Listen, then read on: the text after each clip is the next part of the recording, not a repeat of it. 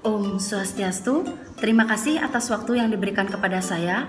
Yang terhormat Bapak I Putu Julianto selaku dosen pembimbing utama, Ibu I Gusti Ayu Purnamawati selaku dosen pembimbing pendamping, dan Ibu Sunita Devi selaku dosen penelaah. Saya Kade Dwi Purnami, pada kesempatan kali ini akan mempresentasikan proposal saya yang berjudul Pemanfaatan Teknologi dan Intelektual Kapital dalam Meningkatkan Kinerja Keuangan UMKM.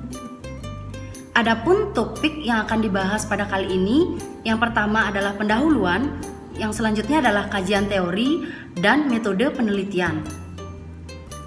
Untuk pembahasan yang pertama adalah mengenai pendahuluan.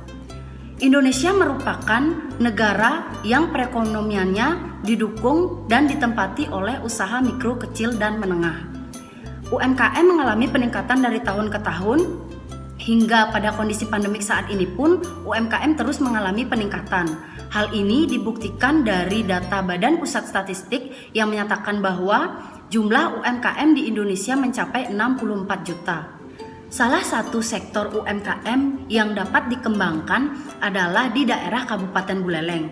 Mengapa demikian? Karena Kabupaten Buleleng merupakan kabupaten yang di tahun 2020 tercatat sebagai kabupaten dengan jumlah penduduknya paling banyak di Bali, yakni mencapai 791.813 jiwa. Dengan jumlah penduduk yang sangat banyak ini, membuat jumlah UMKM di Kabupaten Buleleng terus mengalami peningkatan dari tahun ke tahun, khususnya di tahun 2020. Hal ini dibuktikan dari data yang didapat di Dinas Perdagangan, Perindustrian, dan Koperasi Usaha Kecil dan Menengah di Kabupaten Buleleng, yakni di tahun 2017 UMKM mencapai 32.907 pelaku UMKM, kemudian di tahun 2018 mencapai 34.552 UMKM, di tahun 2019 mencapai 35.555 UMKM, dan di tahun 2020 sangat signifikan peningkatannya, yaitu mencapai 54.489 UMKM. Namun, sejalan dengan adanya pandemi COVID-19 membuat UMKM di Kabupaten Buleleng mengalami kendala. Kendala-kendalanya yakni penurunan angka penjualan, kesulitan bahan baku, permodalan, penurunan produksi, dan terhambatnya distribusi. Hal-hal tersebut yang membuat kinerja keuangan UMKM di Kabupaten Buleleng mengalami penurunan.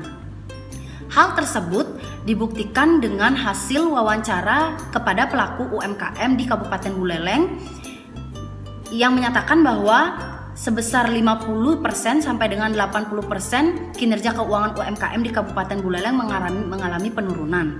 Setelah dilakukan wawancara secara lebih lanjut, diperoleh permasalahan yakni dalam penggunaan teknologi, yang mana UMKM di Kabupaten Buleleng dalam penggunaan teknologinya sangat kurang, yakni hanya sebesar 40% dan hanya di daerah perkotaan saja yang menggunakan.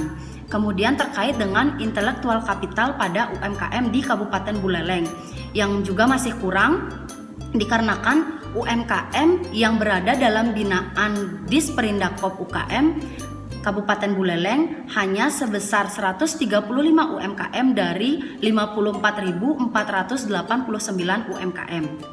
Berdasarkan permasalahan-permasalahan tersebut dapat ditarik judul yaitu Pemanfaatan Teknologi dan Intelektual Kapital dalam Meningkatkan Kinerja Keuangan UMKM. Adapun identifikasi masalah dari penelitian ini yaitu masih banyak UMKM di Kabupaten Buleleng yang belum memanfaatkan teknologi baik dalam pendistribusian maupun transaksinya. Kemudian pengelolaan intelektual kapital pada UMKM di Kabupaten Buleleng juga belum dimanfaatkan dengan baik, dan kinerja keuangan di Kabupaten Buleleng mengalami penurunan sebesar 50 sampai dengan 80%. Pembatasan masalah dari penelitian ini yaitu dari berbagai permasalahan pada UMKM yang dapat mempengaruhi kinerja keuangan, saya menggunakan pemanfaatan teknologi dan intelektual kapital untuk diteliti secara lebih lanjut untuk mengetahui pengaruhnya terhadap kinerja keuangan. Adapun rumusan masalah dari penelitian ini, yang pertama yaitu apakah pemanfaatan teknologi berpengaruh terhadap kinerja keuangan, dan yang kedua apakah intelektual kapital berpengaruh terhadap kinerja keuangan.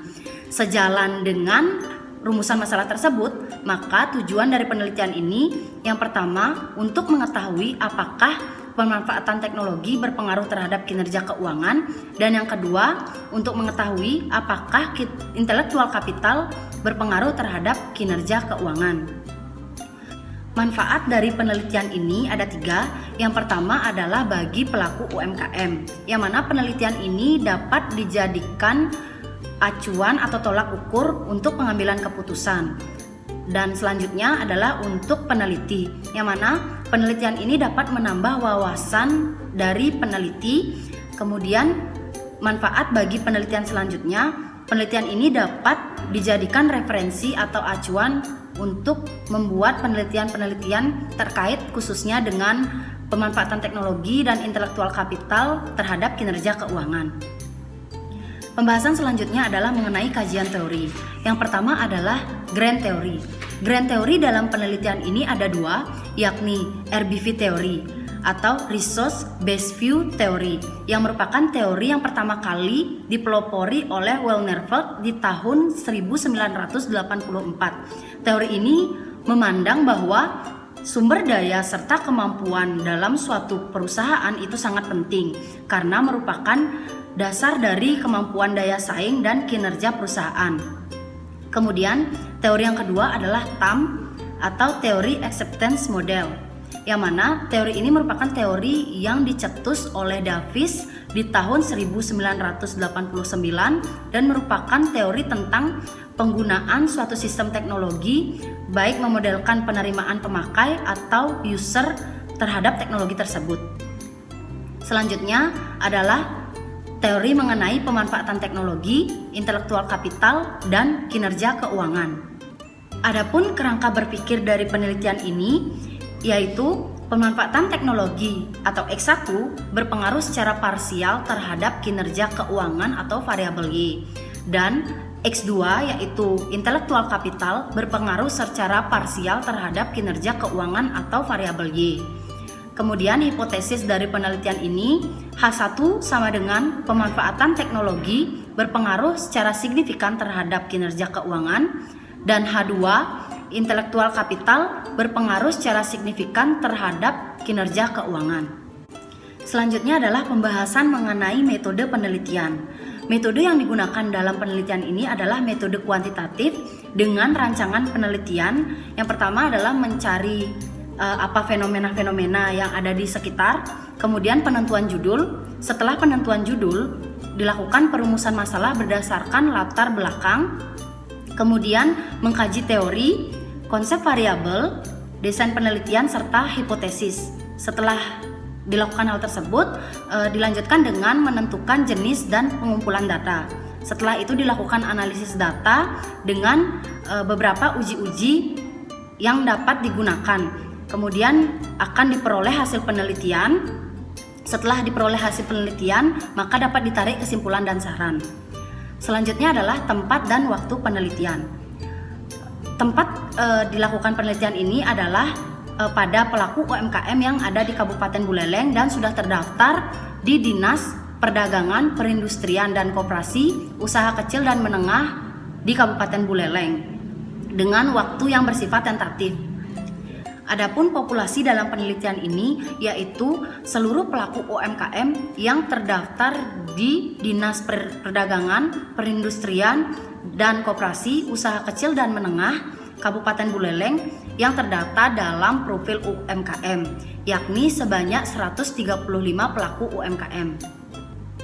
Sampel dalam penelitian ini ditentukan berdasarkan purposive sampling dengan kriteria-kriteria. Yang pertama adalah pelaku UMKM yang menggunakan teknologi dalam proses transaksinya maupun pendistribusiannya. Kemudian pelaku UMKM yang memiliki laporan keuangan tahun 2020. Berdasarkan kriteria tersebut, maka diperoleh 45 UMKM dari 135 pelaku UMKM. Kemudian selanjutnya adalah sumber data. Sumber data dari penelitian ini diperoleh berdasarkan dua data, yaitu yang pertama data primer yang bersumber dari penyebaran kuesioner, hasil wawancara, dan laporan keuangan tersebut. Kemudian data sekunder diperoleh dari Dinas Perdagangan, Perindustrian, dan Koperasi Usaha Kecil dan Menengah Kabupaten Buleleng. Selanjutnya adalah pengukuran dan operasionalisasi variabel. Variabel X1 yaitu pemanfaatan teknologi, terdapat indikator yakni pemahaman kebermanfaatan dan persepsi kemudahan yang diukur menggunakan skala Likert. Kemudian variabel X2 yaitu intellectual capital dengan indikator human capital, struktural capital, dan customer capital diukur menggunakan skala Likert. Kemudian variabel Y yaitu kinerja keuangan, terdapat indikator yaitu gross profit margin, net profit margin, return on investment, dan return on equity yang diukur menggunakan skala rasio. Selanjutnya adalah metode dan teknik analisis data. Yang pertama adalah dilakukan uji kualitas data menggunakan uji validitas dan uji reliabilitas. Kemudian dilakukan uji asumsi klasik menggunakan uji normalitas, uji multikolinearitas, dan uji heterokedastisitas. Kemudian dilakukan uji analisis regresi berganda menggunakan uji koefisien determinasi atau R2 dan uji hipotesis atau uji T. Baik, sekian pemaparan saya mengenai proposal penelitian. Terima kasih.